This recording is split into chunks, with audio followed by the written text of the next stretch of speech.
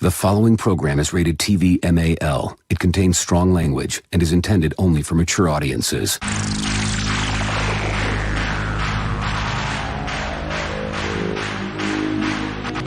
TBS, America's #1 independent television network, presents the following sports exclusive. You're listening to Basically a Sports Show. Follow us on Twitter at Basically Sports. Subscribe to our podcast on iTunes. And check out every episode of the show at basicallysports.tumblr.com. Now here's your hosts, Zach, Greg, Mike. And this is Andy, and you're listening to Basically a Sports Show. And just like that, here we are. Hello. Hi. Hello. Boys, that might have been the smoothest intro we've had to a live show so far. There was no wrong picture up, no wrong anything. And Greg, you're tempting the guy. I was just going to say, now you're going to fall into the internet void. I have just ruined the entire show just with that statement alone. So anyway, here we are. It's Is your headset wrapped around the yes, lamp? Absolutely. Okay, yes, fantastic. Yep. Okay, we're good. Mm-hmm. We're set. Anyway, Happy Yom Kippur. Yeah, Mike, happy Yom Kippur. Oh, thank you. Thank you. I'm hungry. Very hungry. So I think that's good though. It's going to give me an edge tonight, Well, for the next 20 minutes or so until you eat, and then you'll be okay. Yeah, I've got 14 minutes and a bag of Fritos here. So Sounds like a good autobiography name. 14 minutes and a bag of all right. It's like the shittier version of Gale Sayers. All I need is 18 inches of daylight. All I need is 14 inches of bag of chips. I forgot he died, man. That's sad. He was a great. He only played 5-6 years, but my God, was he good when he played? He was in the Hall of Fame at 34. Yeah, and he was he may be the youngest to be inducted. I don't know if that's still the case or not, but yeah, he only played like 4 or 5 years, and even I think after his third season, I think he messed his knee up really bad and wasn't quite the same after that. But I mean, it's incredible to watch. Like if you watch any highlights of Gale Sayers, I mean, the teams he was on were absolute trash, and yet he looked like he would fit right in today's NFL and probably dominate. I've always wondered about him because he was so good. It's like if he had gotten the full career like Jim Brown did, would we be talking about him as the greatest running back of all time instead of Jim Brown? Probably. I think so. I really do. I think that Brown had more dignity in the latter stages. Is Jim Brown dead? I think he's still alive. Still alive. I thought he was still kicking. But fucker's too mean to die, man. Yeah. But Gale Sayers, he's had some really big problems with dementia, and he definitely I think there was a ceremony just a few years ago where he kind of recognized Dick Butkus, but it was really sad to watch, and he kind of decayed in his later years. I mean, and that's his life, it's really unfortunate, but he also got kind of some notoriety for having some really not good Bears takes as an old crotchety man. And, but I mean, I'm glad I don't want to say I'm glad he's dead, but I also, don't wish anyone to endure anything with Alzheimer's or dementia. Right. It's horrifying. And I've always thought about, I shouldn't say I always think about that because that would just be weird, but I've thought on occasion, wondering if given the option, would I rather have my body go and my mind stay sharp, or have my mind go, my body, and not feel any pain or anything? And I think I'd rather have my body go and keep my head, but something you guys don't have to worry about for a while yet. It's just people my age think about shit like that. But yeah, Gale, and who else? I don't know if you guys know this guy or not, but Larry Wilson, former Cardinal great, died in the last week or so too. Yeah, I've seen it. In all the games that I've been to Arizona, they have his name up in the Ring of Honor, so I recognize the name. Yeah, he was. I want to say was probably at the height of his career in the '60s, and by the mid '70s, he was pretty much done. But you knew who he was back then, and I think he's in the Hall of Fame. I'm almost positive he is. And what I always thought was cool about him was he wore number 8 as a safety on defense, which I thought was pretty neat. So, speaking of interesting numbers, in some of the college games I watched this weekend, because I thought it was just going to be one thing, there was at least three of the games I saw had a number 0 on the line. Cool. Usually like a tight end or a defensive end, but just a single 0. Single 0. Wow, ballsy. Nice. It's something I've only seen in high school once, and it was just weird because I was watching the thing and the referee's like, pass interference on number 0, and I was like, huh? That they have those? And sure He enough, should have said, "There's no mathematical value to 0, so I'm not guilty of anything." Is there any double zeros in college football? Is that a thing? Not that I can think of off the top of my head. Like the thing with college is because there's so many guys, you end up with like the duplicate numbers on the team. So I'm sure there's somebody that went with a double 0 somewhere. But Because there was like in the NBA, I think Gilbert Arenas did it for a while. I think did he a was single 0. Yeah. He was Zero. But who was it was a big center. I can't remember his name, but he wore. Was it Greg Ostertag?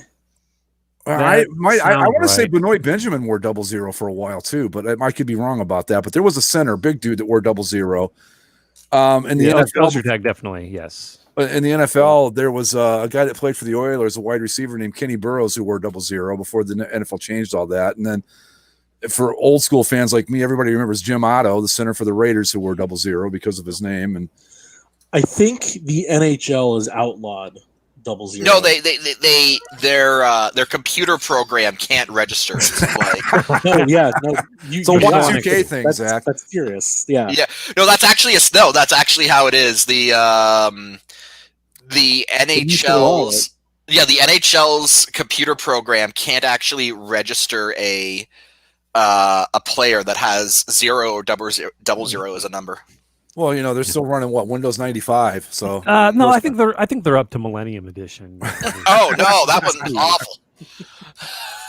Those green rolling hills for days. wow, Chaos Blast, our listener from the middle of nowhere in Canada, says the same thing because it would crash their computer systems. Was that back in the day of the Y2K stuff and all that? I believe that got instituted in the 90s, yeah. Because there were guys that did have double 0 at some point, and they were only goaltenders as far as I can recall. What do you guys think of that as a number, just out of curiosity?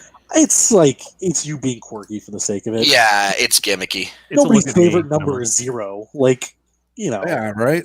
Well, I mean, okay, so to me, like, so the number 0 to me, it's okay if it's worn by a giant, like, offensive lineman or a center or something because it's funny, and it is kind of like, it's just like, I'm a big donut, I'm gonna block you. But for whatever reason, what really pissed me off was and this doesn't necessarily qualify at all because it's from a movie, the remake of Longest Yard, Right. with Adam Sandler. Bill Goldberg is in it, and his number is a giant X, and it's just the most infuriating thing because like double 0 itself, I don't mind it. When I saw Gilbert Arenas wear it, it's kind of like, okay, there's not many people that wear it. It's not terrible, I guess. But I mean, there are a lot of numbers out there, folks. Pick a number. Yeah. But it's different. It's different in the NBA because I mean, are there number conventions? Like the NFL obviously has number conventions. NCAA doesn't really seem to. No, I don't think they do. No, because the NCAA, the rules aren't the same. But in the NBA, you're right. It makes sense because the idea is that you're supposed to be able to make the digits with your hands, with the fingers on your hands. So like NBA players traditionally couldn't have, like, if you were number 7, you couldn't be 70 or you couldn't be 17, but you could be 7 because you could do 5 and 2. But you couldn't do 72 because the referee would have to put up his hand too many times or whatever. So 0 makes sense because you just put up like a fist or whatever. So I understand 0 for the NBA. Do you guys? I don't know if you guys remember this far back, but there was a catcher for the Padres, I believe, Benito Santiago, who wore number 09 one year. I think it was 09. Yeah, 09. It might have been 07. I don't remember. It was 0 something. That feels wrong. Yeah, like an oversight or something.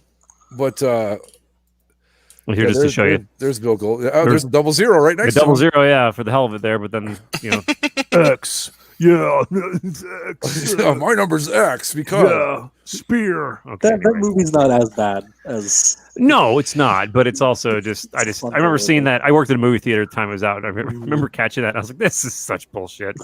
But I can't. I mean, I'm trying to think of like, are there any players whose number, like players specifically, whose number just irrationally piss you off? Like not Bill Goldberg from Longest Yard wearing a letter. I do. There is a trend now of Finnish goaltenders in the NHL. They're wearing like number 19 and that bothers the hell out of me. That's Because not a it's like- goalie number. Well, yeah, goalie numbers they're 30, 31, 35, 1.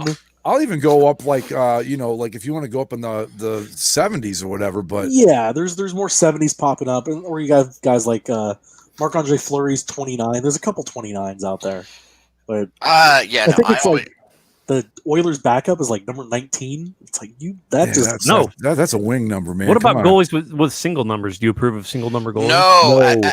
as only number 1. That's it. as a goalie, I will say no. Goalies should not wear single numbers. Now, granted, my own preferred number as a goalie is 79. That's kind of a weird one, but Well, high, yeah.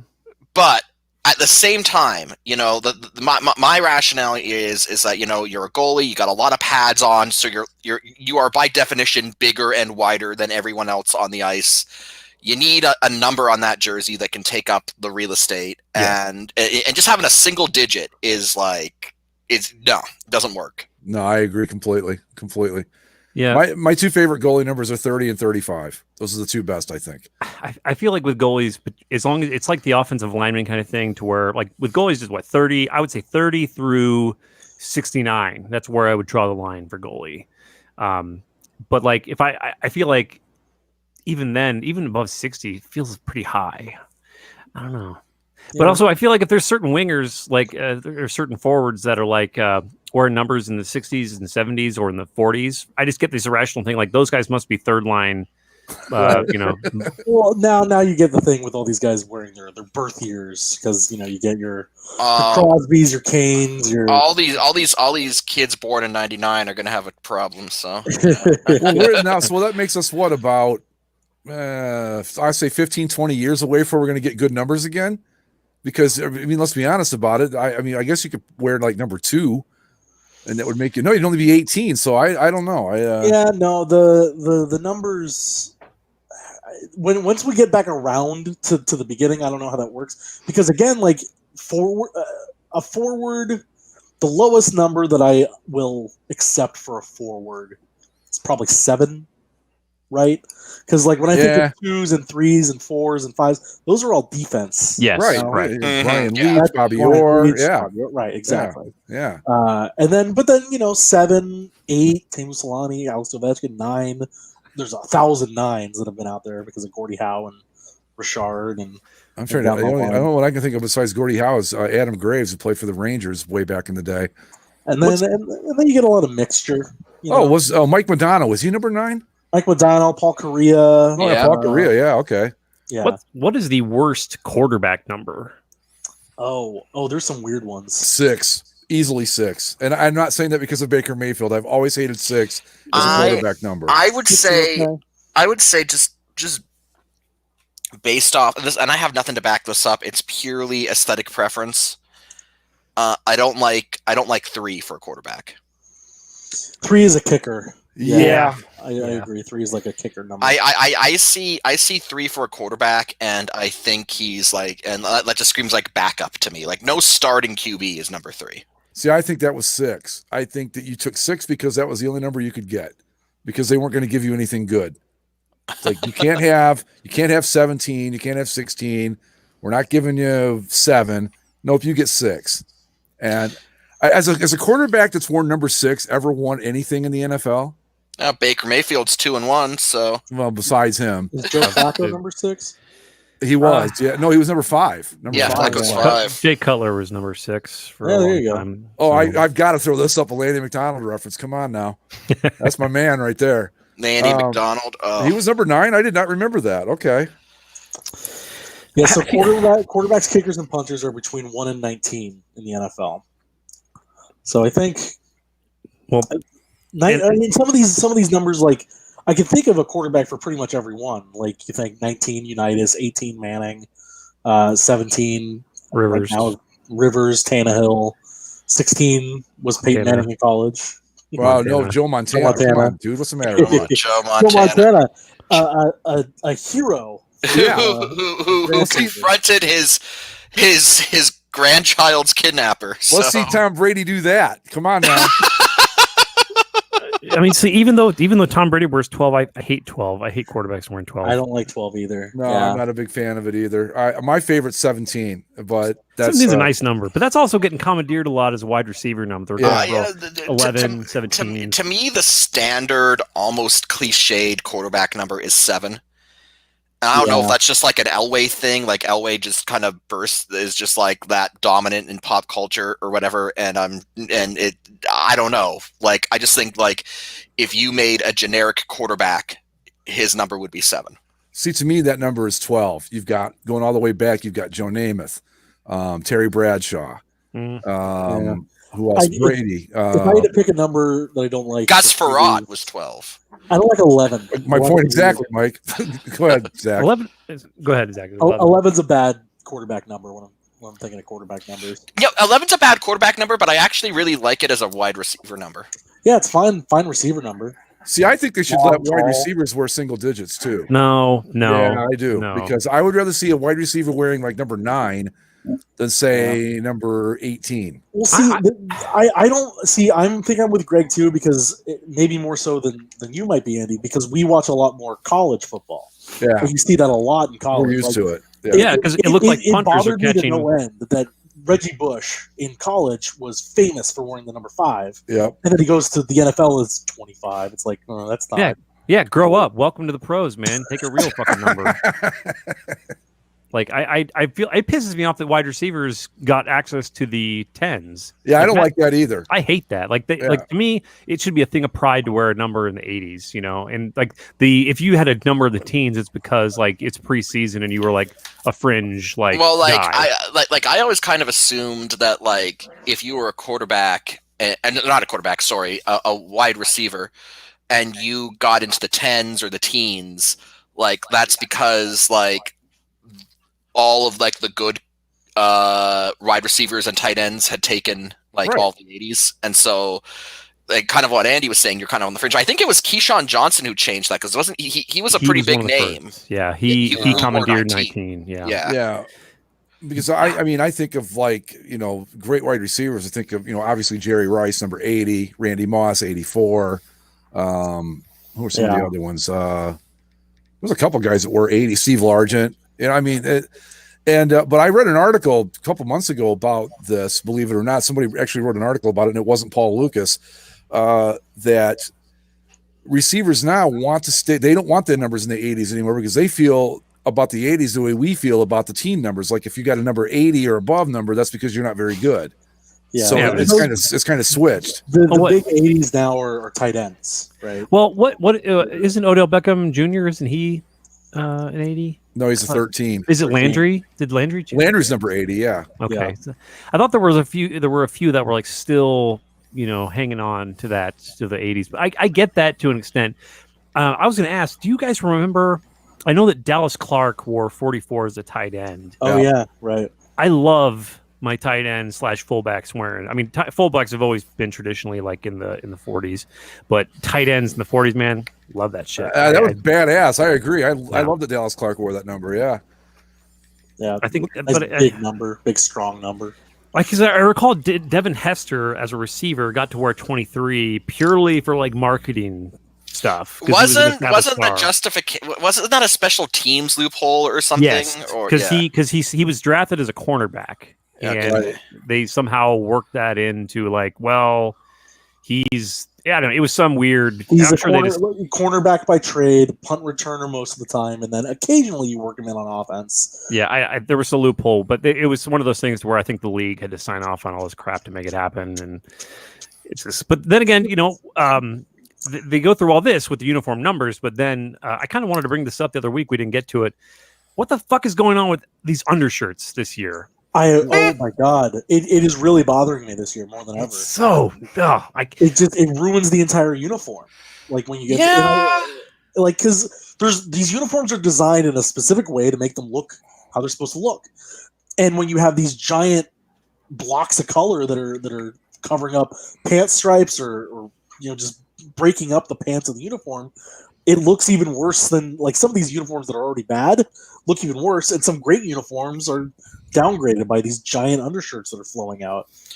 When did this happen though? Because this came out of nowhere. This wasn't. It's been growing the last few years. It's the same thing as the stupid those knee sleeves that ruin the sock pants. Yeah. It's all in that same thing, and like clearly it's just like a fashion thing and a culture thing that all these guys have started to pick up, and it's within the rules, so they do it. Yeah. But I mean, like I would think if I'm like a receiver running out there, I don't want someone dragging behind me that somebody can. Well, grab. didn't Dwayne Haskins get tackled with his undershirt? Yeah, week? he was. He was grabbed by the undershirt. Yeah, there's a few guys I've seen that happen. So. But like, I don't know. Granted, I'm not a pro football player, but like, go to Walmart and buy a economy pack of Fruit of the Loom t-shirts, man. Like, why is that hard? Well, it's clearly not a. I mean, I don't know if I want to say it's a fashion thing, and I do feel like such an old white person right now, being like, "Why do these white receivers? They should tuck their shirts in." It's exactly why I haven't brought it up yet, Andy, because I saw it and like, man, if I start complaining about this, I'm gonna be an old man. You know, I just want to note that the oldest Yeah. person on the show has not said one word about this because I, honest to God, and so you guys brought it up, I hadn't even noticed it. Oh, you'll if you look for it, you'll see it. Yeah, now I'll never on. unsee it, obviously. Yeah. But yeah, There's at least 3 guys on the field with it every single play. Yeah. And just like I don't know, I remember from when I played football, the whole idea was you tried to wear things as tight as possible yeah. and like not have as much crap because you didn't want to get grabbed. If you're a lineman, you don't want like surface area to grab. If you're out on the ends, like it's the same thing that I feel with these guys with the dreadlocks, where it's like it's legal to drag them down by the hair, and if you don't want it to happen to you, man, like cut off the dreadlocks. But it's just one of those things that I think that if this is your job and you want to be like as good as possible, make sure you're not as easily tackleable. That would be my suggestion. Well, But isn't it a rule too in the NFL that all shirts have to be tucked in or at a certain cut at a certain I level? Like, thought they were. yeah, I mean, it was what they used to find people for The socks, the right? NFL uniform rules have not actually been enforced regularly for a number of years. well, I know that I think I saw it on NFL Films one time. They have a guy. Each team has a guy that's basically the uniform guy. Yeah, I but forget what no, they call he's those guys have not been doing like they have actually been actively turning a blind eye to their own guidelines for a number of years now. Well, But I don't even know if it's a blind eye so much as like this. The fines are so negligible that it's like, well, this is a Netflix subscription, whatever. Like I'll look how I want to look, and screw you if you don't like it. I mean, think about it. You're making minimum, I think, in the NFL, it's $525,000 a season. Okay, if they fine you $500 for not wearing your socks right, are you going to care? I mean, $500 and you're making $500,000 a year. That's nothing. Yeah. I would get it if it was a certain player who was trying to like make it their thing and make it a marketable thing, because then you could obviously, you'd overcome your financial losses of the fines by having it be marketable right independently. But if it seems like it's more of just a trend. Yeah, I mean it's the same thing like when all these guys stopped wearing the knee pads in their pants. That's fucking bad. They're wearing them now again though. That's That's trend a ended a rule. while ago. They made a rule. You have to wear all the pads yes, now, yeah. okay. Mhm. Yep. I remember reading that, and just my knees hurt reading that just from. Well, there were so many, especially the skill position guys. They were all wearing the pants without any pads in them at all. It was just basically like putting on a pair of pants like with 3/4 legs on them. That's it. That sounds horrible. And I would watch that and think, my God, they've just got to be so sore after the game from getting hit all the time. But Yeah. they made I think it was 3 or 4 years ago, they reinstituted the rule where you have to have all the pads in there. But now I'm pretty sure that they're wearing the thinnest, smallest ones they can get away with. Yep. But yeah, it's I never noticed the undershirt thing. I have to take a look at that now. Yeah, you won't unsee it. It's like the FedEx arrow. Once you like, it's inevitable. Like And especially in like this Chiefs Ravens game tonight. Like I'm sure it'll be all over the field. Wow, Chiefs Ravens on Monday Night Football. yeah, How did ESPN pull that off? it's one of those things to where like those guys all shook each other. They're like, yeah, we did it. We didn't get a shit matchup finally. Because what week do flexes start? Is that what? 16, I think. No, they start earlier than that. It was But week 12 or something like that. yeah, no. But the interesting thing that I find with the matchups now is you can tell when the Thursday night games move from NFL Network only to also on Fox, because like this upcoming week is the last Thursday game that's NFL Network only, and it's Broncos Jets. Did you see the promo for that? Have you guys been seeing the promos for this game over the weekend? Yes. No. Yes. What? It's hilarious. It's so funny because it's just like, oh, new signing Melvin Gordon, and the Broncos take on the promise of Sam Darnold and Right. the Jets. The promise of Potential. It's a potential, Zach, not the Potential, promise. that's Potential. right. Yeah. So yeah, Sam Darnold might be good this week. You know, It was like Melvin Gordon trying to prove he's something and against the potential of Sam Darnold. And it's like, that is just the nicest way of saying this is Yeah. two shitty teams that you don't really want to watch. the potential of Sam Darnold is one of the greatest marketing ploys that they've ever used for these Thursday games. Even I think that almost rivals the what was that legendary like Jags Texans or Titans? No, it was Jags Titans from a few Jags years ago, Titans. where it was like two teams looking towards next season or something. Two teams are going to play football. And we're going to televise it. Yeah, that's basically what this game is. Like, I you guess know- I guess this is as good as any to transition into talking about the NFL this week. But like, god damn, is there a football team worse than the New York Jets right now? Aren't bad.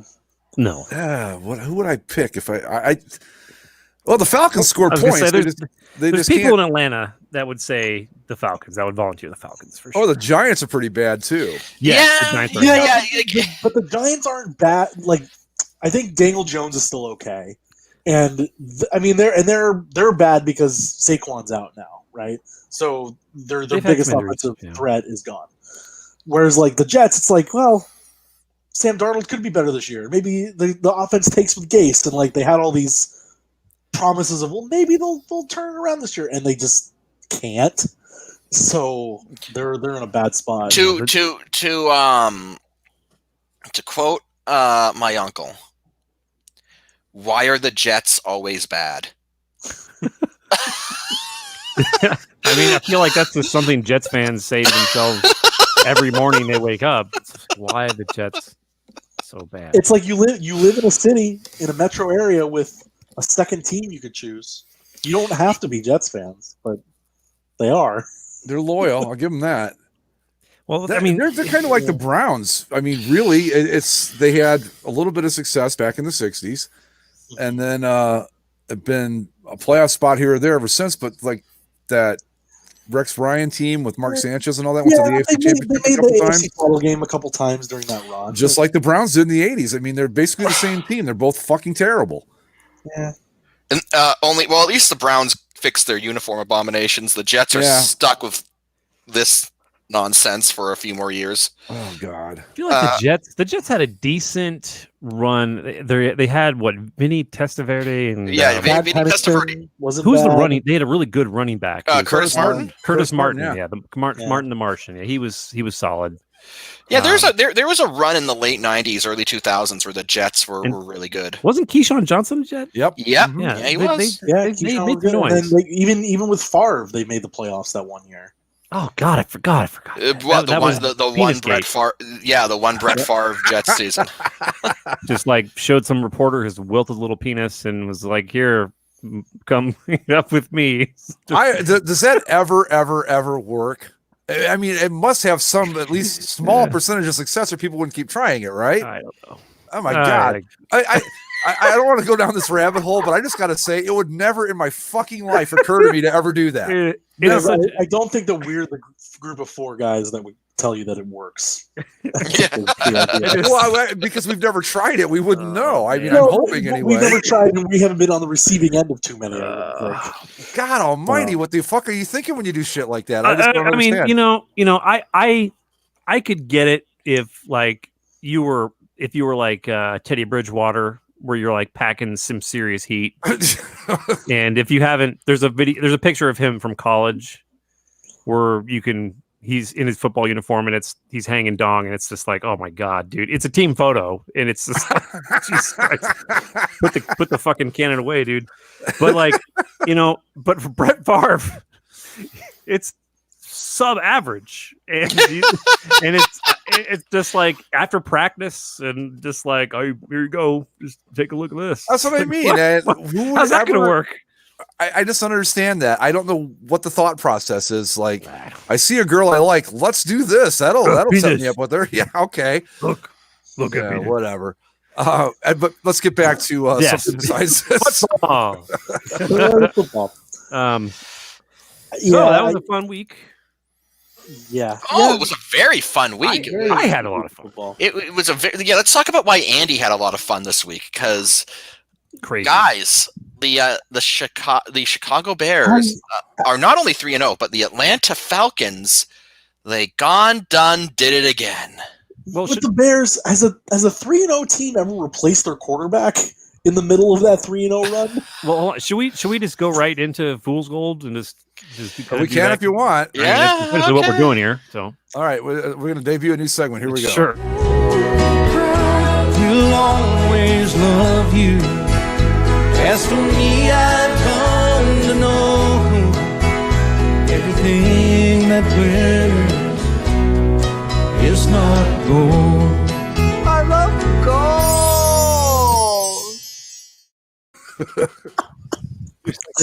Oh boy, we're jumping some sharks here today, boys.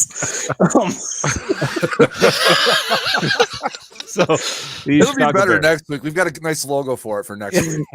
So this Fool's Gold, basically, we've been kind of doing it for a few weeks now. Is just which team is the biggest fraud? And speaking of which, let's talk about the Chicago Bears because they're clearly one of the just. They've trailed in all 3-0, Big Dick Nick.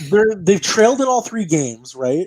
Yes. And then they replaced their quarterback in the 3rd game of that because it's like we're winning games, but god damn it, we're just not winning good enough. So let's in the third quarter, and it all makes sense. Like it does make sense. yeah, Oh, no, God. right. It's not like we weren't surprised when you take out Mitch Trubisky, but it's just like But and then It's Nick strange Foles.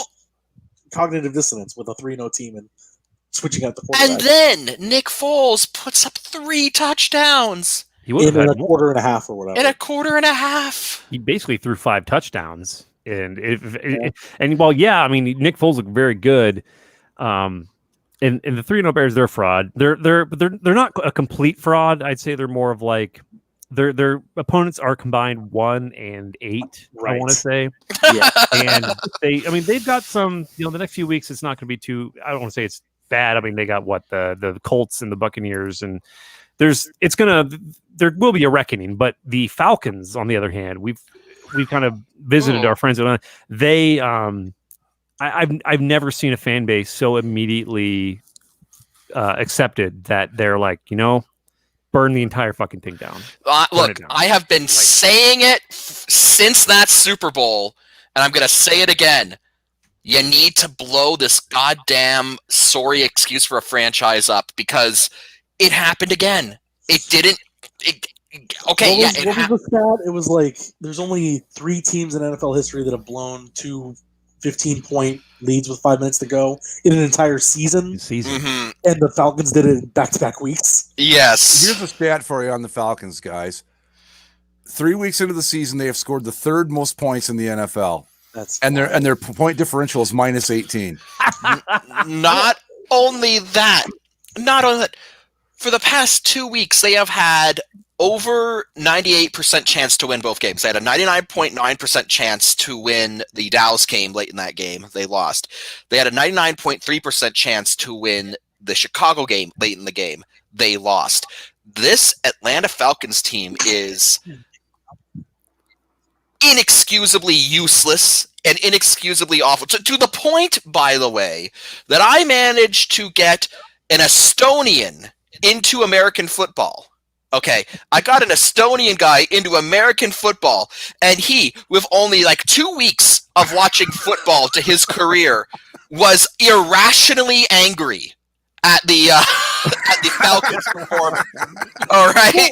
They're so bad Here's that the you thing can with watch Falcons. football for 2 weeks and be pissed off at them. That's how bad they are. Yes. The stat you bring up, Greg, with the points scored versus their differential is kind of fascinating because look back at the Super Bowl, right, and then look back at these 2 games, or these 2 games in particular, but all of them. They don't know how to play with a lead because Clearly. all they do is throw the damn ball. And how do the Bears get back into that game? A bunch of 3 and outs from Ryan Tanner, not Ryan Tanner, Matt Ryan. Right. Yeah, the offense was really stupid of the Falcons. They ran And, they ran and 11 seconds off the clock with a really shit 3 and out. Matt Ryan's final throw was just a bad decision. Awful. But they also their defense was just abhorrent. And that's the point I want to point out too when it comes to like what they need to do. Dan Quinn was a defensive coordinator before he got the Falcons job. And I mean, between like we went over his record, last week, and just like looking at it now, like he has to be fired. It's not a matter of if. It's 5:00 in the afternoon on the West Coast here on the Monday after this. He's still not fired. He still has a job. Yeah, I don't know how you allow that. To go along with that, third most points scored, they've also given up the most points in the league. Yeah. Of course they have, because they're scoring a lot, but they're winless, so they have to give up a lot for the other teams to beat them. How hard that is to do? I mean, it's very hard. Dan Quinn I'm gonna echo Zach. He needs to be fired. I don't know how you keep him on after this. And all the Falcons players coming out defending him, it's like, we got his back. Obviously you don't. If you had his back, you fucking pull out a victory now and then, and you wouldn't let the goddamn onside kick dribble by you for 10 yards before you decide to think about trying to get it. Okay, here's a question for you guys. If at the beginning of the season someone came to all 4 of us and said, in the first 3 games of the season, your team will average 30 points a game, would any of us have said, yeah, we're going to be 0-3? No. You'd be like, man, that's okay, 3-0, I'll take it, sure. It's a total anomaly. I mean, there's no. I've been looking through this two things, and one of them is total distraction. But midseason coach firings, they've been more common lately. I think Ron Rivera was the last one to be fired midseason, and that was late in the year. And I think Jay Gruden in 2014, after the Redskins, the Washington football team. The football teams. Yeah, football team.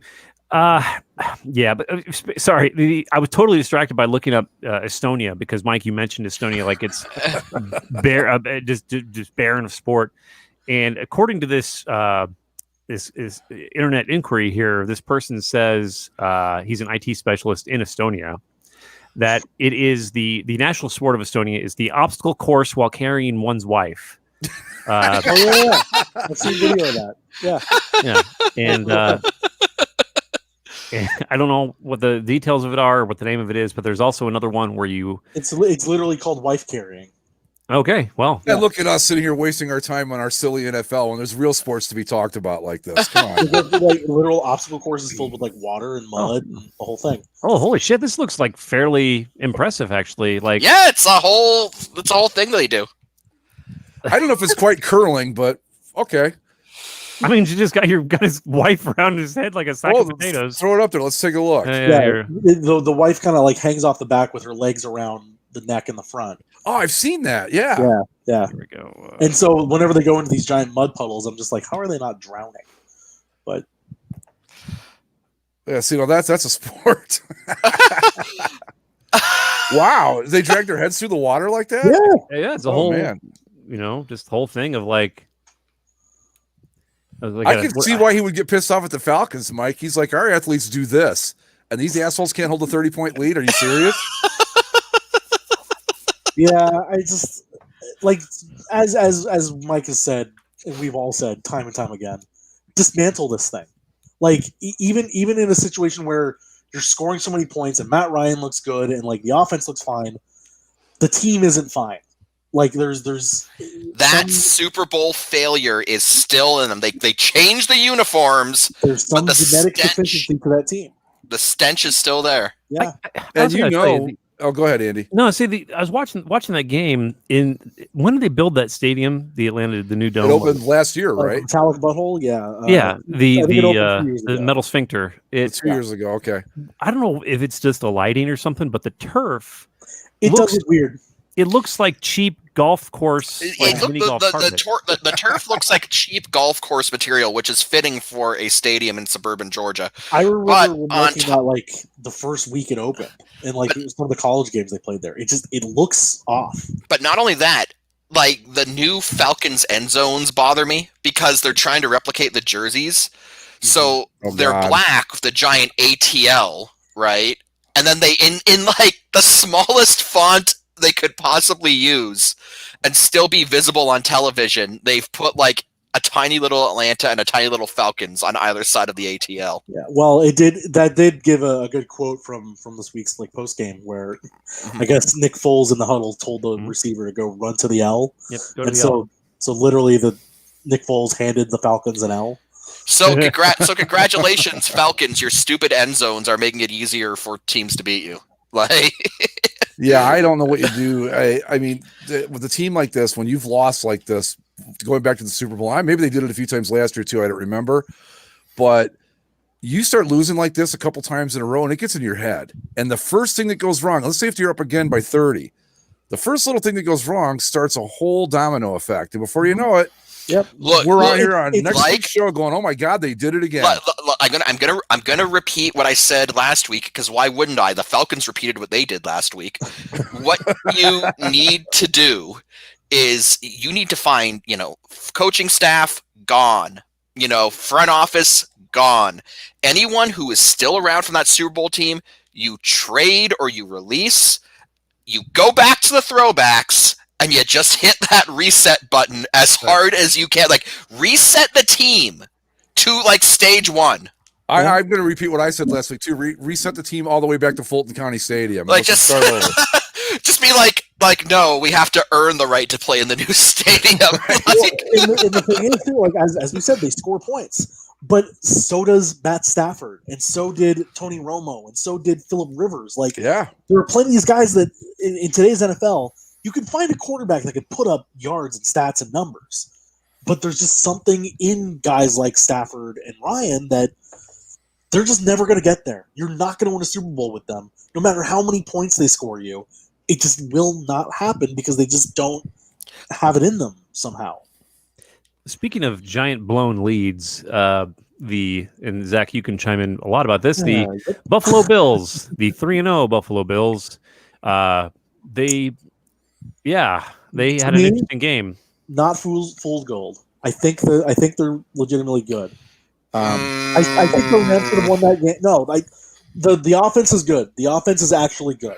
But how many times have we been down this road with the Bills, though? I know, my but point exactly. I know, but to me, seeing them up close for the 1 week, it looks different because And I love the Bills. I'm not bashing them. I've liked them for as long as I can remember. But like Mike said, we've been here before with these guys, so I'm not ready to buy in just yet. So the only problem, to clarify, one, yes, the Bills look really good. The only reason why I'm going to say fool's gold on this is because, one, it's the Bills. They've been here before. Like, you know what? They might win next week, and we might be talking Bills 4-0, and then they could, like, rattle off 6 losses in a row, and it's just disaster.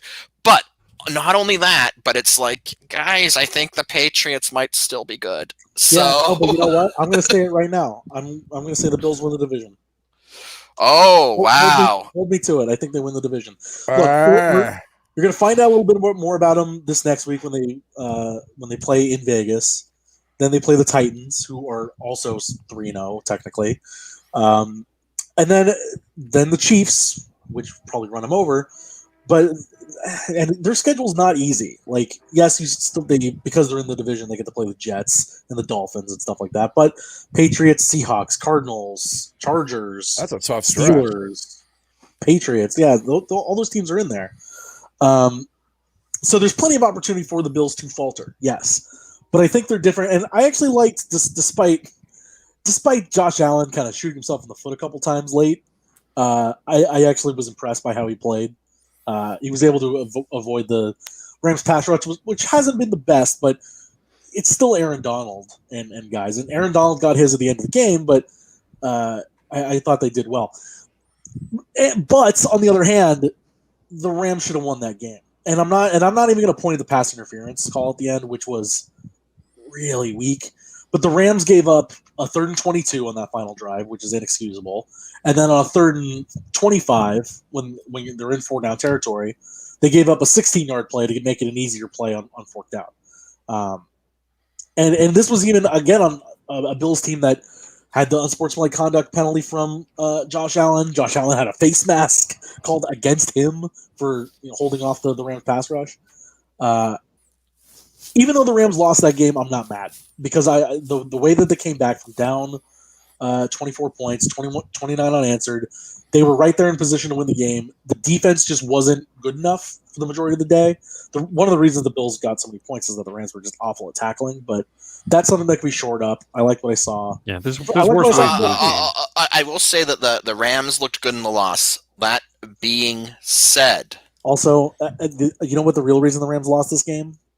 Those fucking uniforms. The blue pants. that's what I was gonna say. As you know, what you can be all in on the Rams. They looked good because they did look good. You have reason to think that things are gonna be okay for the Rams, but those fucking uniforms are going to no. The social media team promises that the yellow pants are coming, and it's like, guys, I have not seen them once. Not in their scrimmages, none of their promotional images. They have yet to put on the goddamn. What if they yellow lost pants, them? And I don't know why they won't. What if they lost them?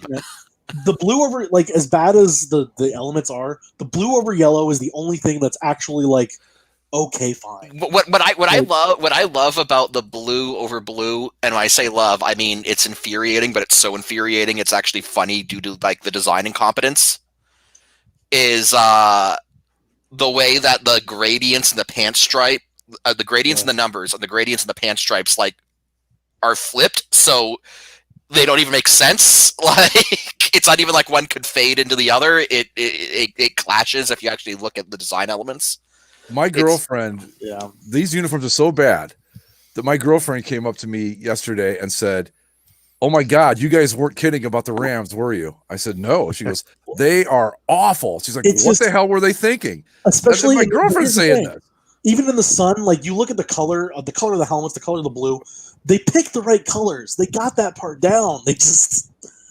Why are the gradient numbers? Because now, like even when you see them on the field, the gradient starts 3/4 of the way down. It's like it's literally like they faded in the wash.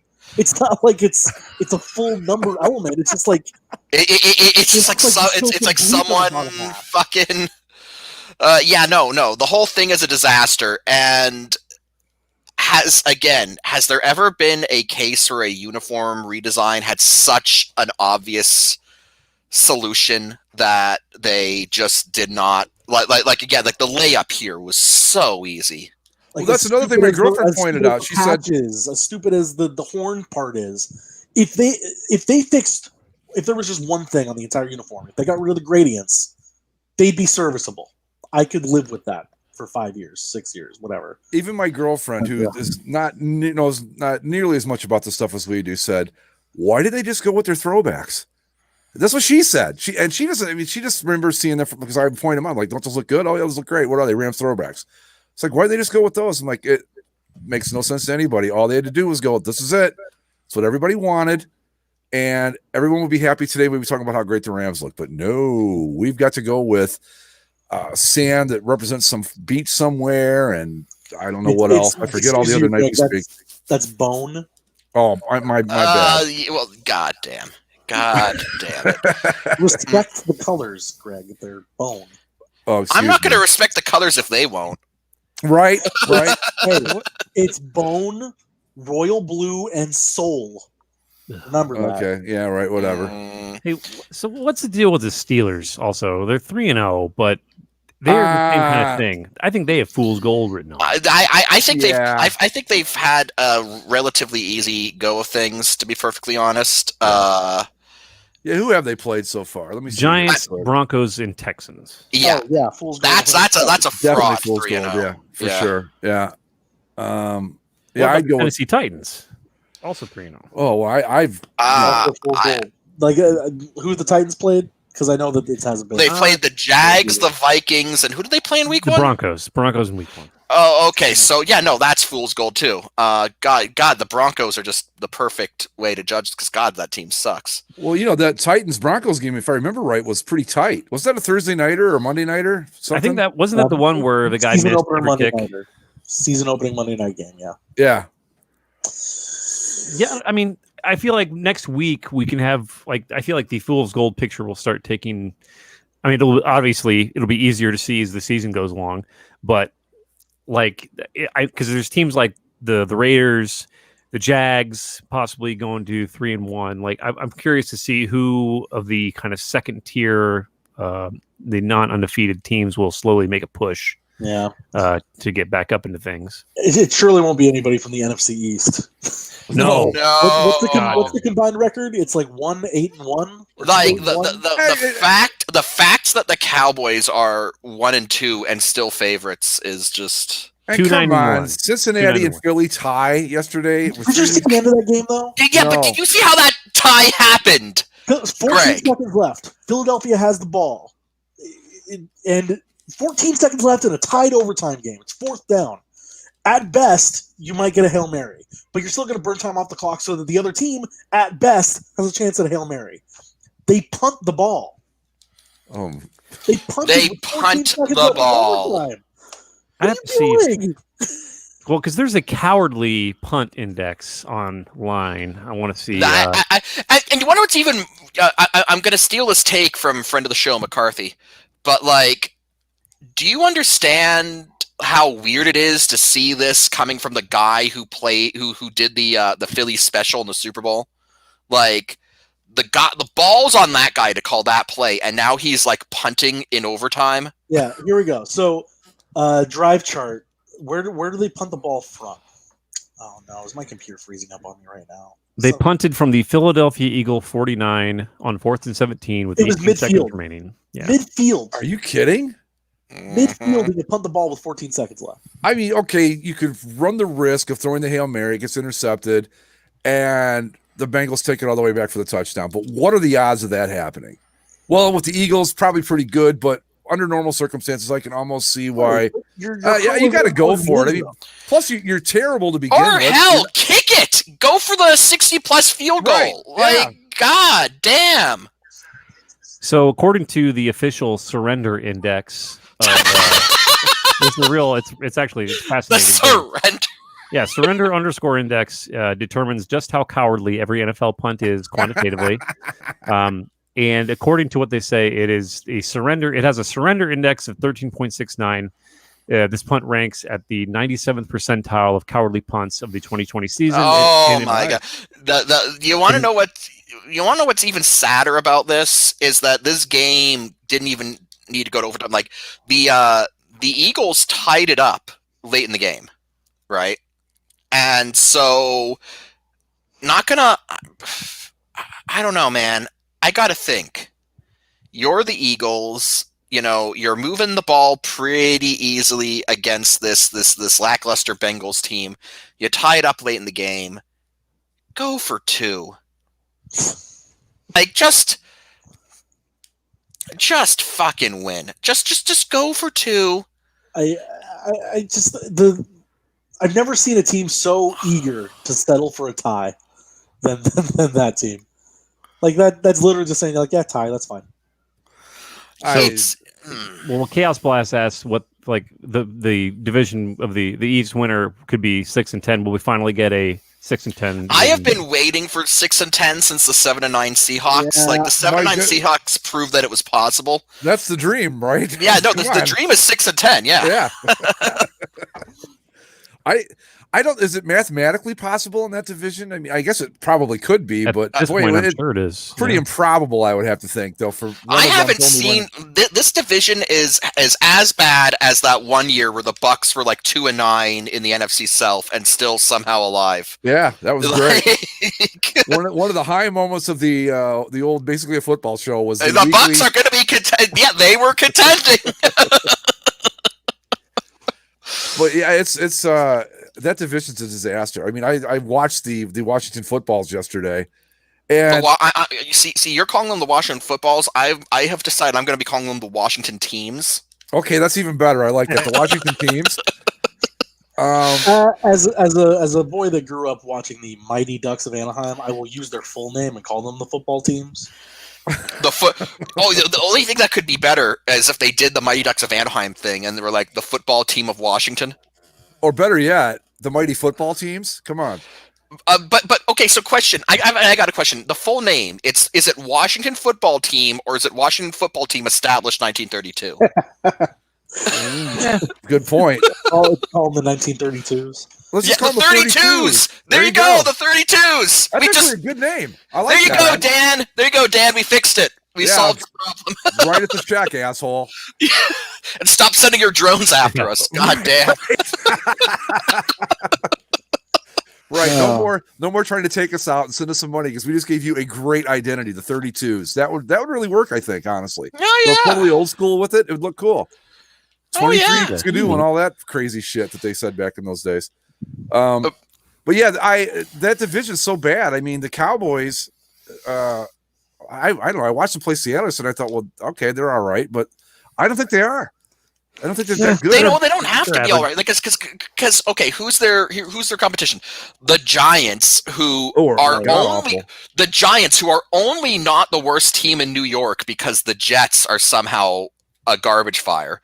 Then you've got the Washington 32s football club, who is they looked great one week, and then it's just been they were the ultimate fool's gold. Because they played the Eagles. They played the Eagles. And you got the Eagles, who had 2 chances to win the game and didn't take either. So it's like the Cowboys can derp their way to 6-10 and probably still win this division. I'm with Chaos Blast. I want to see it happen, man. Like, and I've said it before, and I'll say it again. The first team, I will buy a division champion's hat. Oh, you better believe it. You of better the first t-shirt, time- hat, you name it. The first time someone goes 6-10 and wins a division. Here's the problem. I don't think the Cowboys are 6-10 division winner bad. The Cowboys will end up around 8-8 or 9-7. They'll figure their way out to that medium. That's not fun. You got to aim high. Like I would love a 3-13 division winner. Like I want to see something just wretched. Possible? I don't think that's possible. So, assuming Yeah. the only games they win are against other teams in the division, and assuming that they don't win all of those games. So I mean, there's got to be a schedule matrix out there somewhere. Okay. Somebody can figure it out. But here's the thing, though, Zach. If they only won 3 games and they were all in the division, unless they beat all 3 other teams, wouldn't that mean that the other?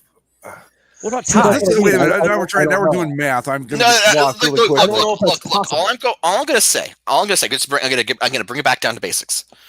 If the Dallas Cowboys go 8-8 or 9-7 and win the division, nobody's going to remember them, and they're probably going to lose in the first round. Yep. Now, if the Dallas Cowboys go 6-10, win the division, they're probably still going to go out in the first round, but you're damn sure people are going to remember them. Better believe it.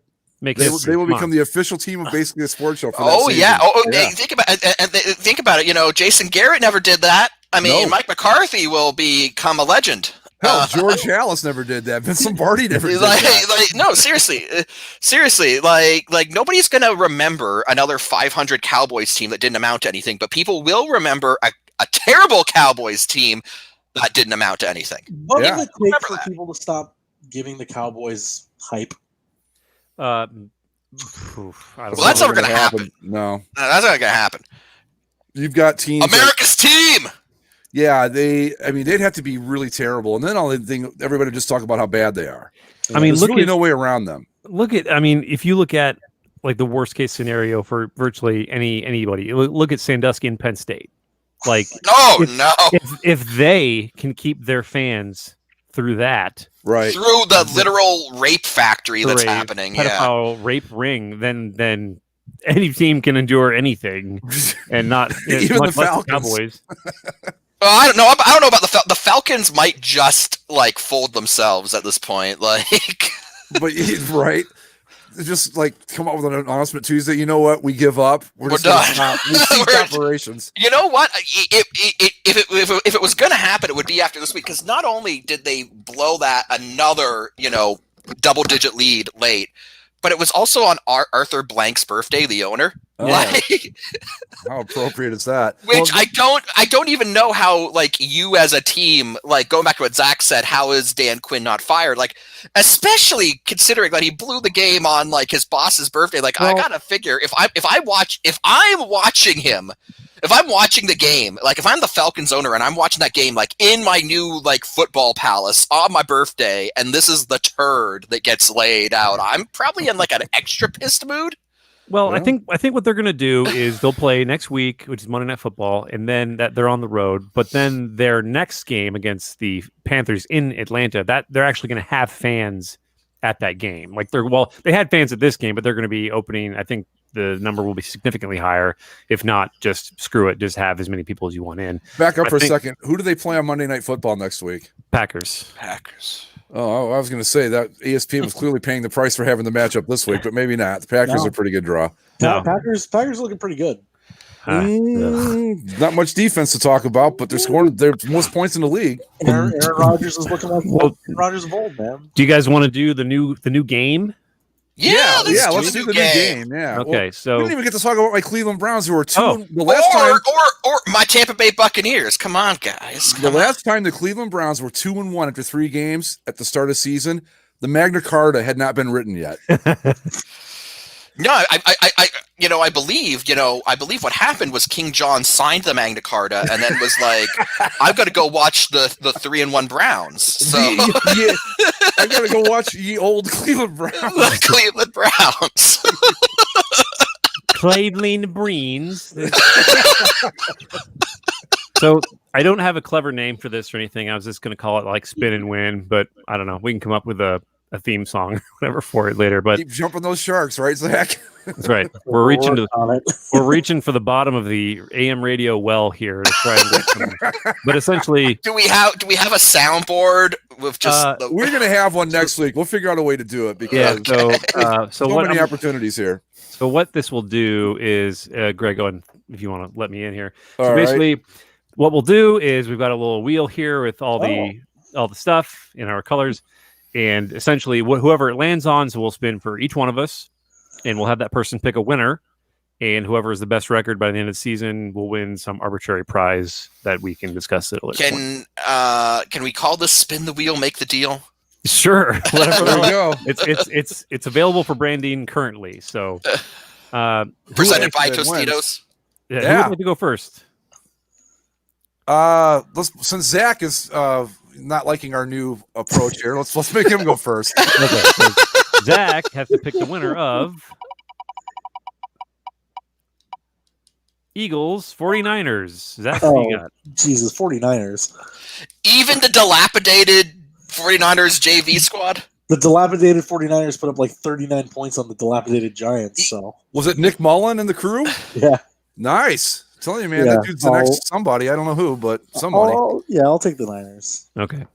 Easily. Like, even if there was a point spread, I think I'd take the Niners. Oh, I got to throw this in. I'm just so happy that somebody even noticed this, that we used to play San Diego Superchargers whenever Mike would talk about the team. Oh, I will get that back in Chaos Blast. Don't Well, worry. no, We'll still use that. We got to talk about that because, the whole no, the Chargers chargered, but let's get through the wheel, and then we'll bring up this hilarity. All right, All who's next? I'll I'll take go. this one. Okay, Oh. Mike's got it. Take Mike, Mike. Oh, okay, let's go. Let's do this.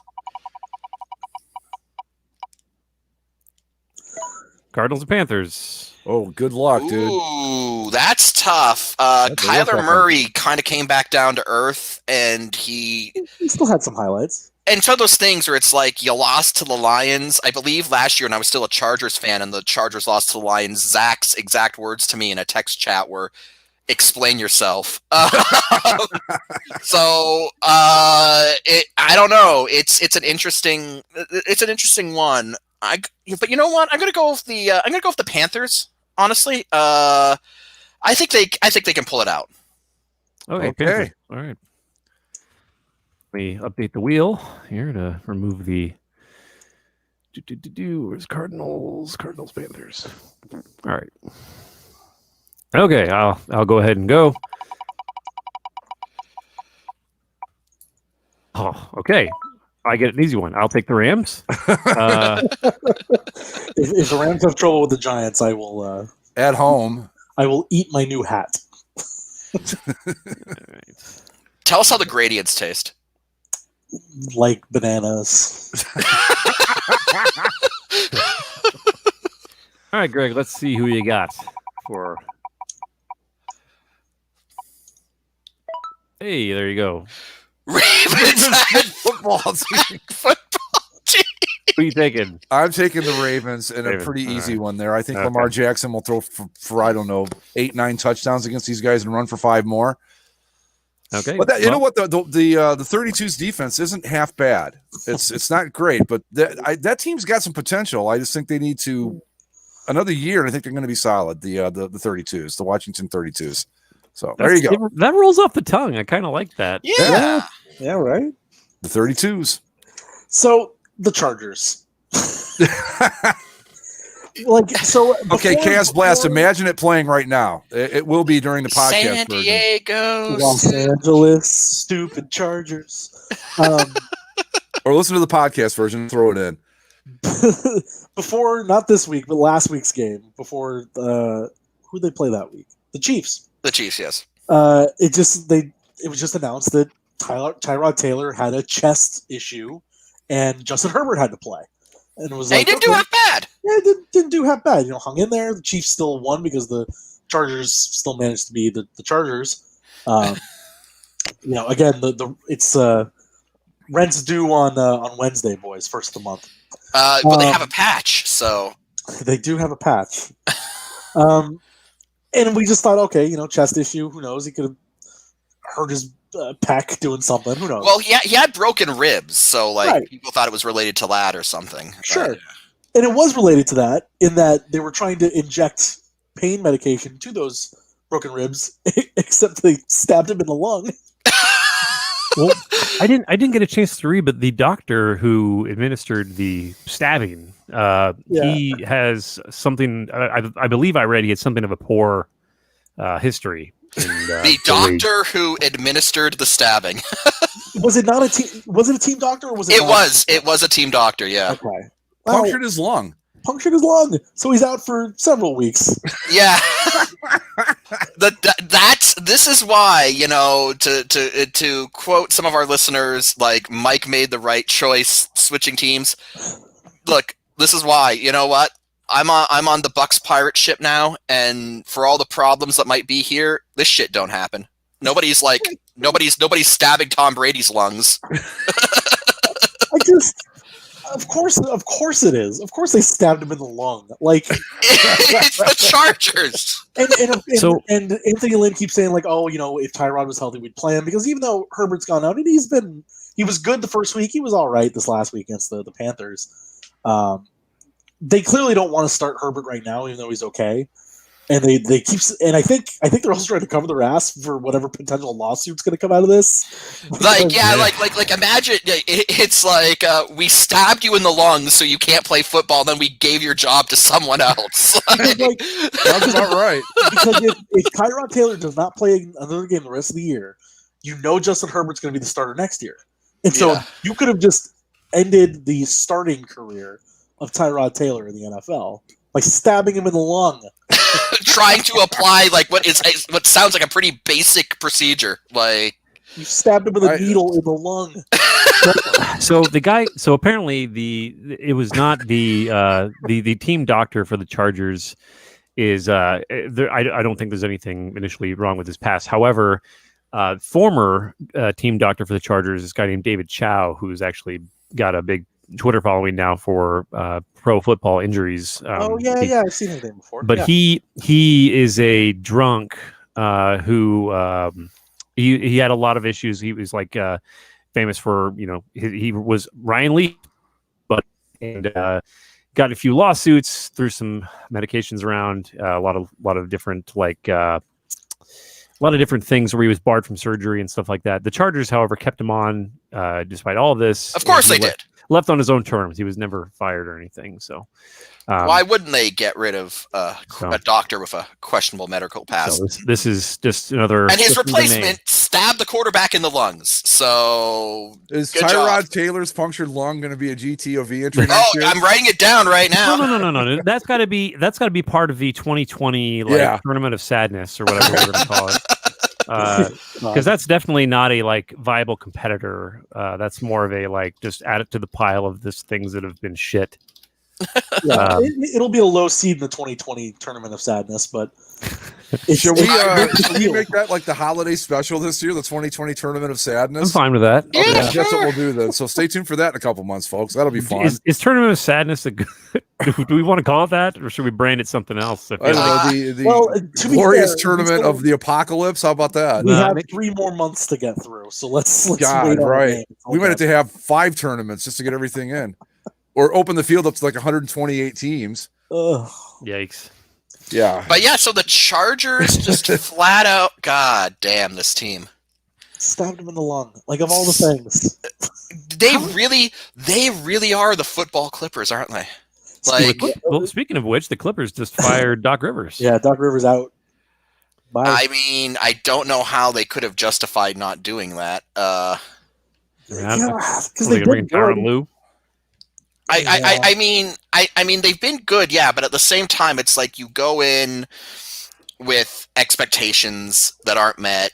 There's a whole culture there. Like, people have been saying, we weren't the only ones pointing out, 50 years, no conference, finals appearance. Yeah. And so, who do you got to shake things up? Who do you shake things up with? You can't get rid of Kawhi because he's the guy you built the team around. Paul George, maybe, I've heard people suggesting, they could shop him around. That's maybe they could, but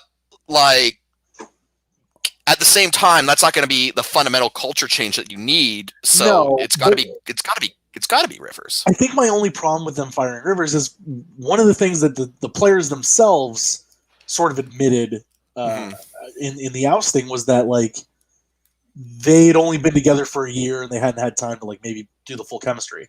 So into the first year of this experiment, I guess they want to call it now, you're getting rid of the head coach, and so you're going to try to get that same. You're going to try to gel with a brand new coach. I mean, I understand that it's the NBA, and especially in a situation with big star players like this, it's more on the players than it is the coaches. The coaches are just there to really manage the end of the bench. But I don't know. It's obviously a bad look on Rivers to have this happen under his tenure again. But I think it would have been better for the team overall in their mission. I mean, probably, yeah. I mean, you are right, and it's only been one year, But at the same time, as we mentioned, Paul George was saying, earlier, it's this is a win year. This is all in. Paul George didn't say that. Paul George said that it was just the first year of a. Whoa, no.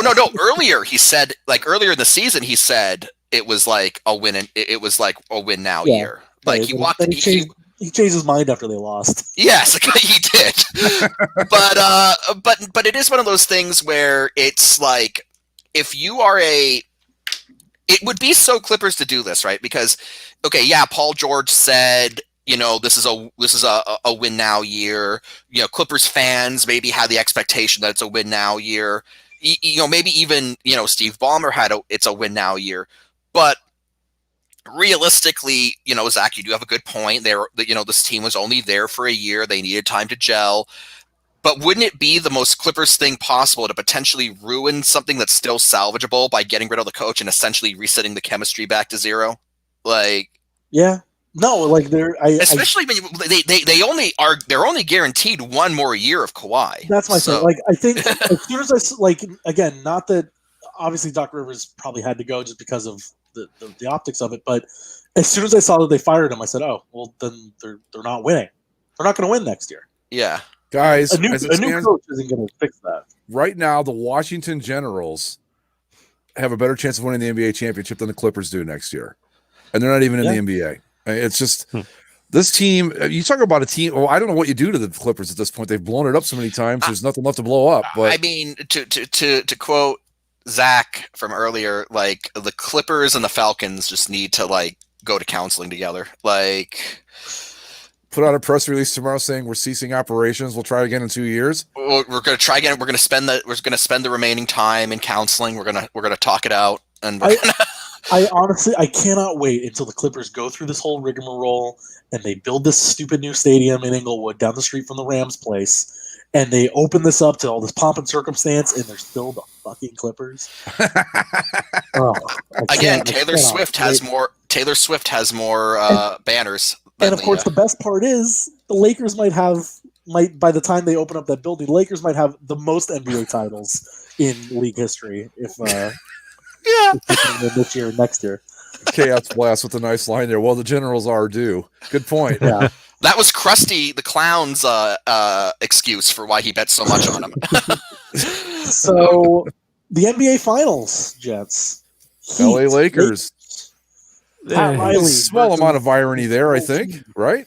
Yeah. A little bit. LeBron won titles with the Heat. Pat Riley orchestrated the Showtime Lakers. Yeah, it's all. There's storylines abound. The LeBron Cup. That's what this is, right? Yeah. Now, granted, I don't follow the NBA that closely, but I had no idea the Heat were this good. They weren't. They were not this good. They were 6th seed. Oh, okay. Well, it's truly an anomaly this year that a 6th seed in the NBA actually, amounted made the to something. finals. Yeah. Welcome to 2020, folks. In the playoffs, the Heat had two things really going for them. They've developed this incredible team chemistry where they're truly I'm already having some PTSD of the 2004 Lakers Pistons final. Where this is an incredible team. So the chemistry is out of this world. They have impactful defensive players. It's just been amazing to see this team kind of grow and do upset after upset. And the other thing that happened to them in the playoffs was Giannis got injured in the Bucks. Right. Yeah. And yes, the Heat won the first game and a half where he had been playing, but he still went out and they beat them in 5 games. And then, yes, the Celtics were still a very good team. They managed to beat them in another 5. 5 games, 6 games. So I'm very impressed by what the Heat have done, but they also had a little bit of fortune in not having to play the best player in the conference at full strength. Right. So, well, I mean, again, this is really a sign for them to basically show that the Western Conference Finals is not the real finals. If you're going to represent the East, win a couple games at least. You got to make it a series. I'm excited for Jimmy Butler. I feel like Jimmy Butler's been kind of a forgotten man almost his entire career and kind of jerked around. And he went to Miami to retire, basically. Well, I think he went there to sort of get his and sort of show that he could lead, and he's made the finals. So yeah, just remember, folks, we thought the same thing last year that the Western Conference Finals were the finals, but the Toronto Raptors, Toronto Raptors cited otherwise. It is going to be interesting, but I do I gotta my money's still on the Lakers. You just look at the way this team's dominated the West so far. There's nobody who has even really been able to be on their level. Yeah. Do you really want to bet against a team that has LeBron James and Anthony Davis on it? I mean, I don't. The way the two of them are playing right now is they're on top of their games. It's not to take a shit on the Clippers again, although it's fun, so I will. It is amazing how the two LA super tandems ended up. Kawhi and Paul George never really clicked.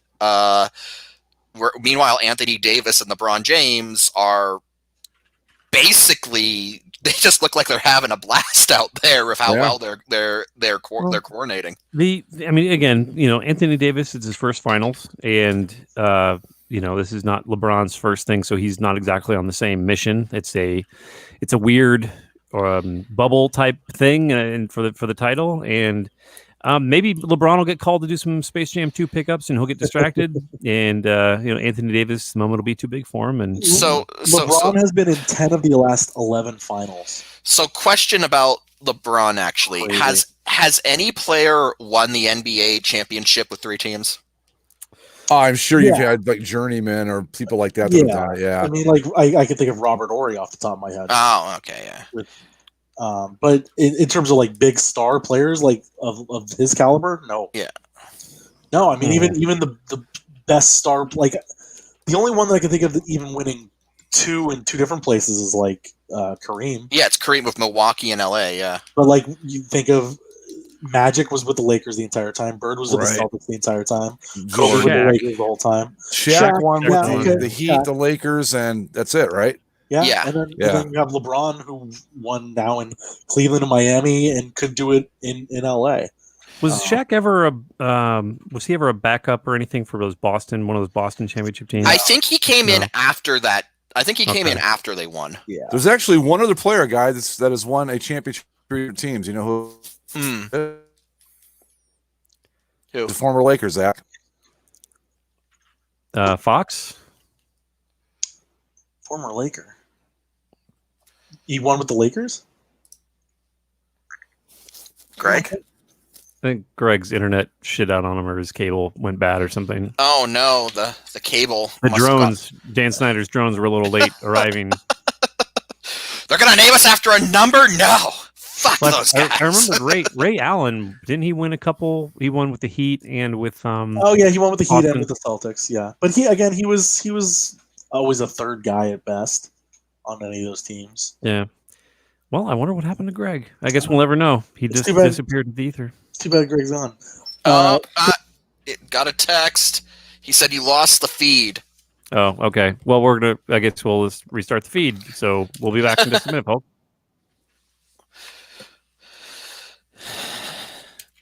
God, what is the black hole of internet? Like Greg. Oh, Greg's here.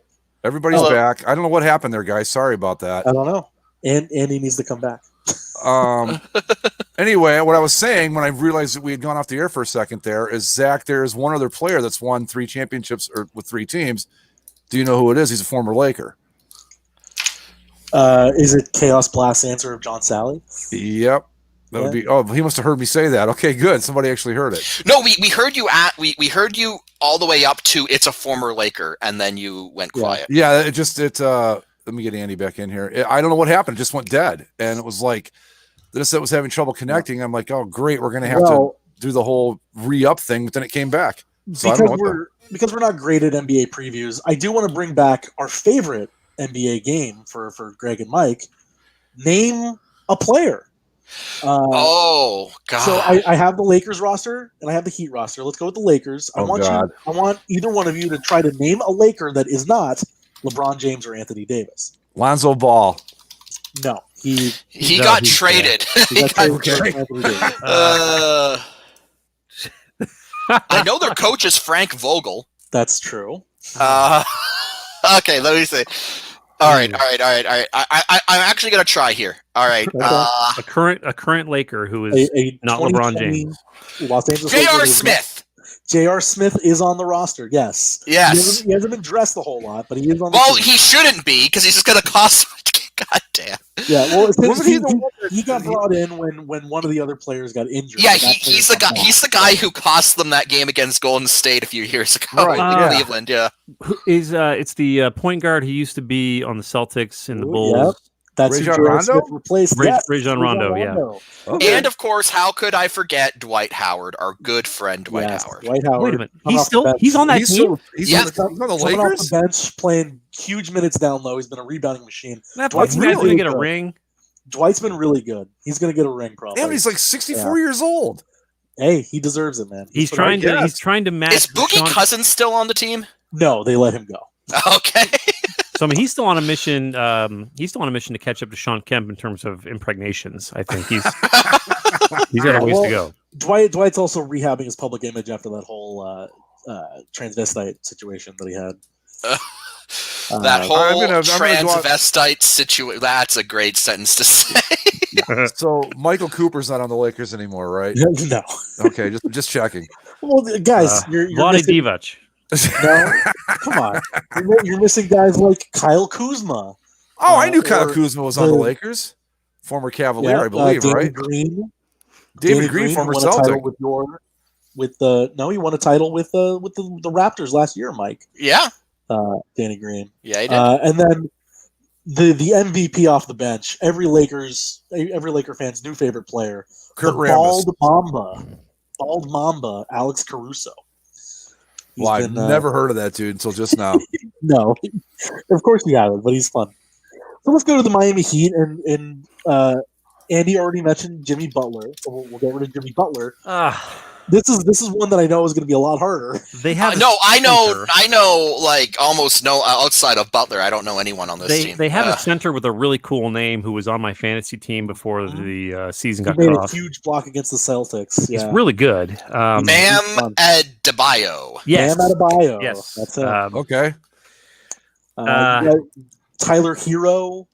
Is that Duncan white dude who Robinson. shoots all the threes who was on like the Oh, white dude who shoots Mike- on what his is name is this? Mike something? Is this Cardinals mad of basketball? Like No, he's a tall white dude from Kentucky Well, there you go. that shoots threes. Yeah. No. Well, it's not the guy. Goran I'm thinking Dragic, of. is that it? Is that who it is? No, Is this Duncan right? Robinson. no. It's the guy I'm thinking of. He was on. He was Kyle Korver. Is he still He's around? not on either of his teams. He was Okay. on Milwaukee, I thought. Okay? I thought it was with the Celtics. But Goran Dragic, Andre Iguodala is somehow kicking around on this team. that's one of those. That's one of those. I thought he was retired. Yeah. No, same. I saw him in a highlight the other night. I'm like, oh my god, really? I'm still stuck at Dwight Howard. I can't believe he's still playing. Oh yeah. That's cool. Number 39. That when we're talking about weird basketball numbers, that's That's an old one. one. Damn, I'm trying to think of any old timers who might be floating around who have been like gone to Miami to retire and happen to be playing on it. I mean, I'm not gonna lie. I'm tapped out right now in terms of Christian- people like Christian Laettner. Christian Haslam Laettner. is on the Heat still. Alonzo Mourning, Heat players I know. Right. Wow. But yeah, so LeBron James. LeBron Dwayne Wade. James, yes. What was that big dude? I can't think of his name now. The third guy of the three. Chris Chris Bosh. Bosh? Chris Bosh. Right. Yeah, there you go. No, he was in the virtual crowd earlier this season. Chris Bosh, aka the very short tenured greatest Raptor of all time. I think this person's new to the show. Again, yes, we're playing it again. If you don't like it, I don't know what to tell you. Yeah, can we name again? Yes, we are. Yeah. Well, it's what It's we a do. tradition here on the show. I mean, if you've listened to the show for any amount of time, I've you know been watching when a little bit more basketball playoffs. comes up, this is what we do because it's all we know how to do. And then occasionally we talk about the WNBA once every like 2 years or something. I don't know. And let's name one player in the WNBA. Can anybody? No. Lisa Sparks or what the fuck was her name? Lisa Leslie? Candace Parker, Diana Taurasi. Candace Parker. I think Tarasi's coaching, isn't she? She's the coach of the Phoenix. She was playing. Isn't God Candace? That's Candace Owens, the conservative girl. Yeah. I think, all right. I was like, wow. Okay. Not the same. All right. Anyway.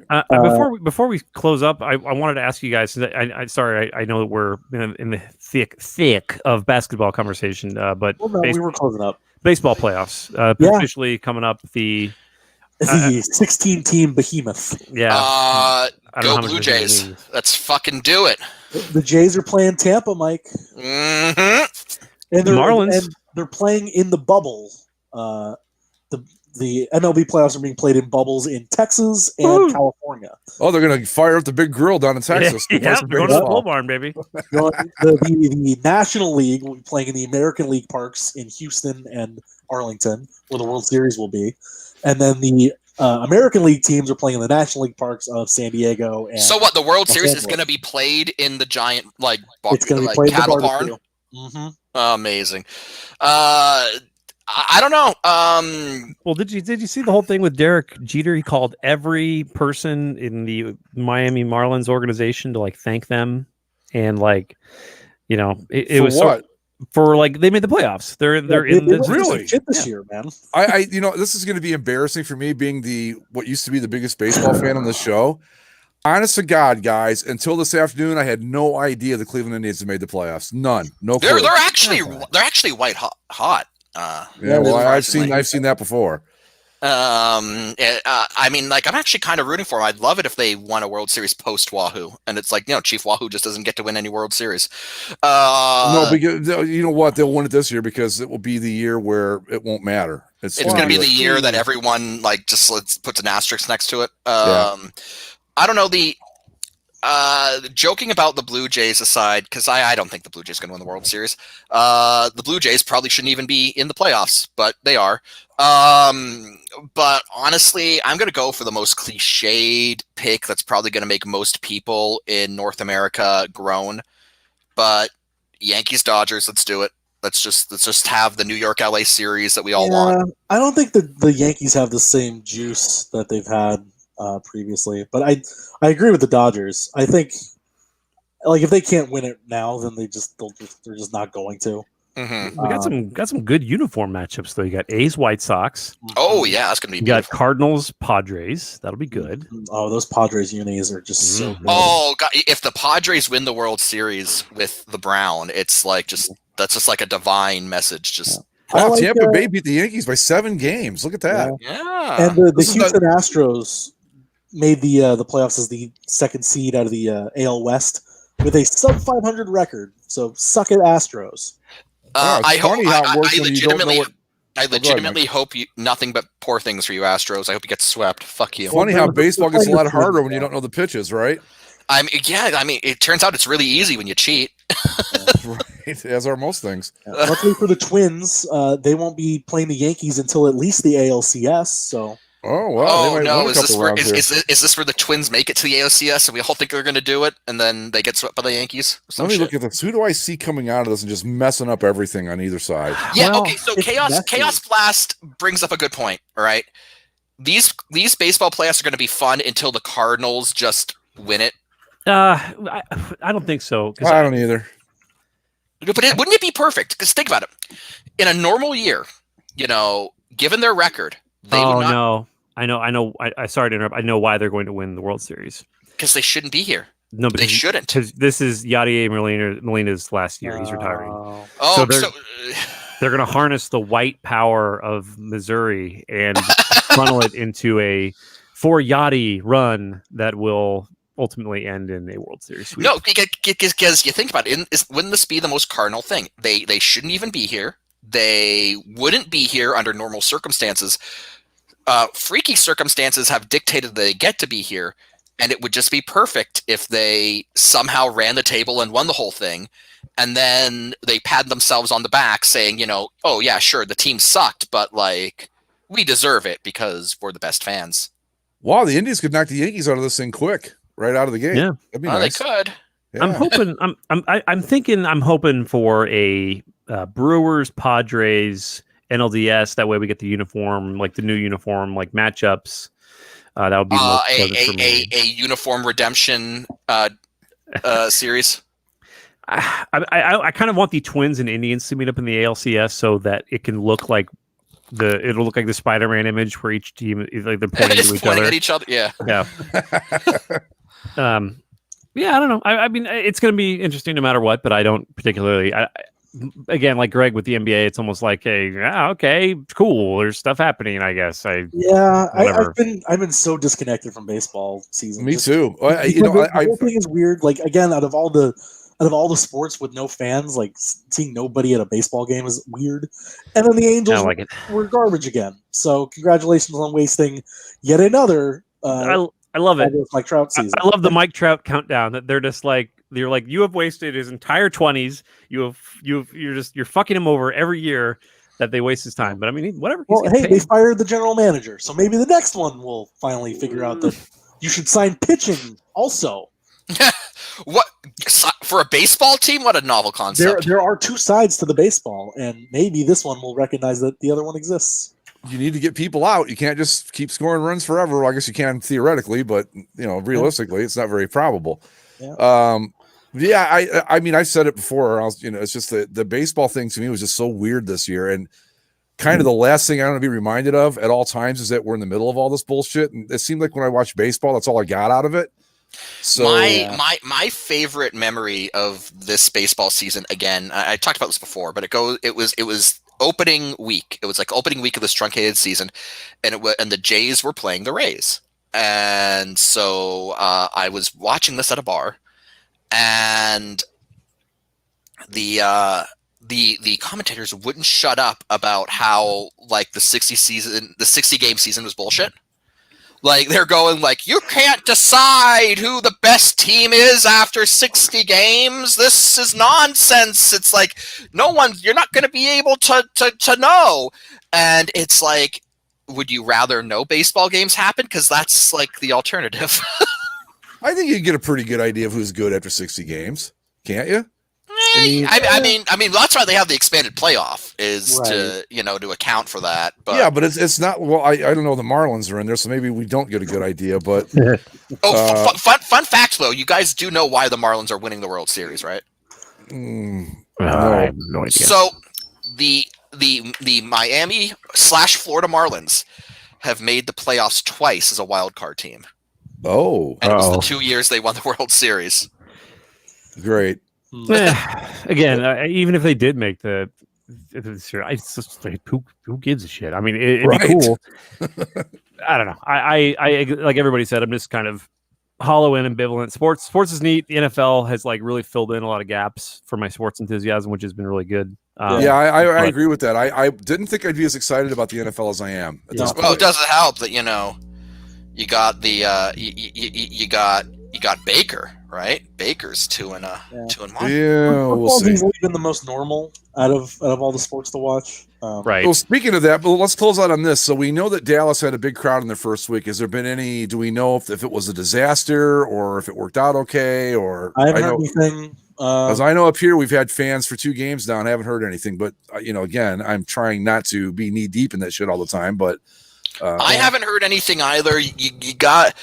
I mean, and then again, how would you even know? Because it's like you got new cases reported every day, almost everywhere, and so it's like, I'm sure you could find someone in the Dallas area who over the past week had contracted coronavirus. And yeah, but I mean more like oh my God, we had 4,000 cases pop up out of this 21. You know what I mean? Yeah. Big, there's a huge spike after the game or something. Yeah. No, I don't. No, nothing like that's happened. So I guess that's good. I mean, of course it's good because you don't want anybody to get sick. But the rumor I've heard here is that the next Bucks home game is going to have fans.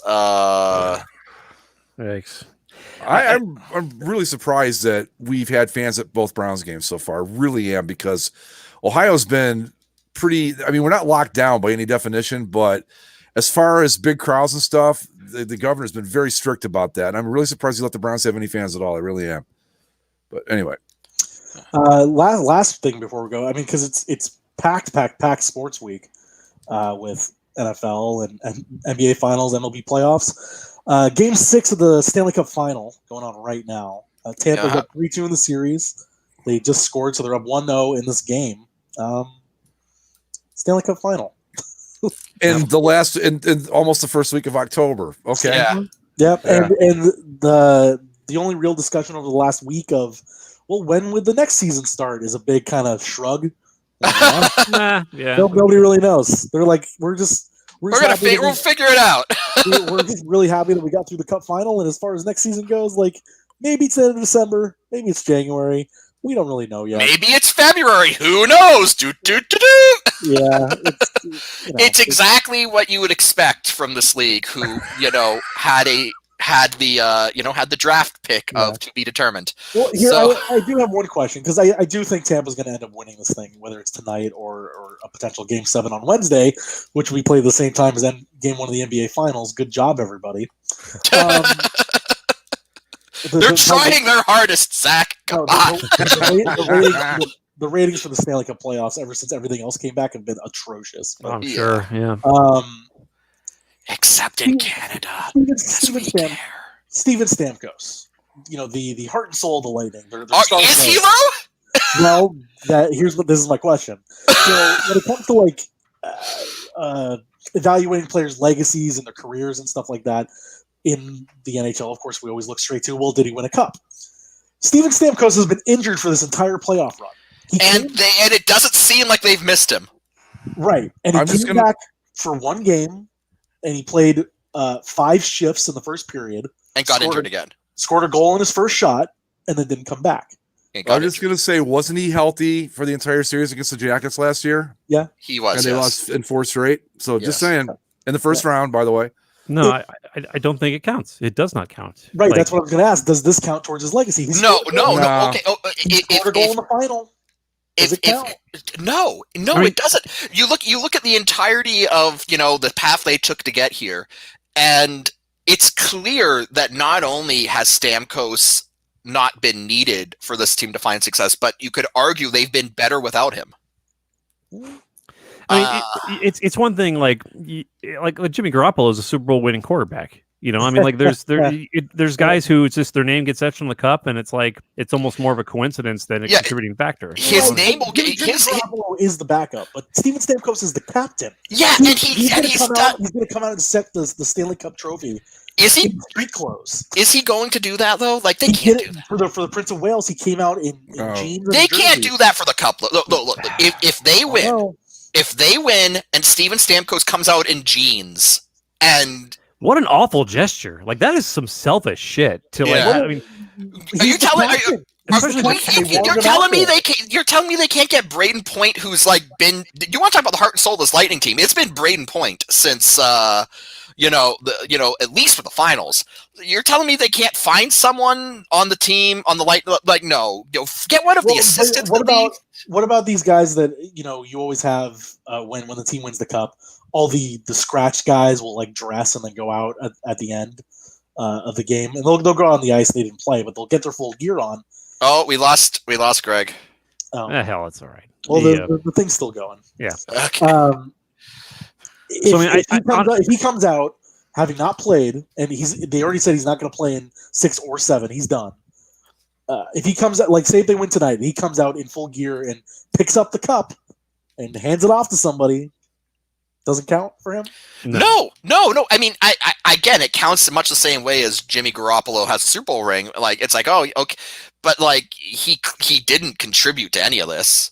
Even the game, it's like you go back and watch the game that he played in, right? Like the game he came back for, and he scored a goal before leaving again.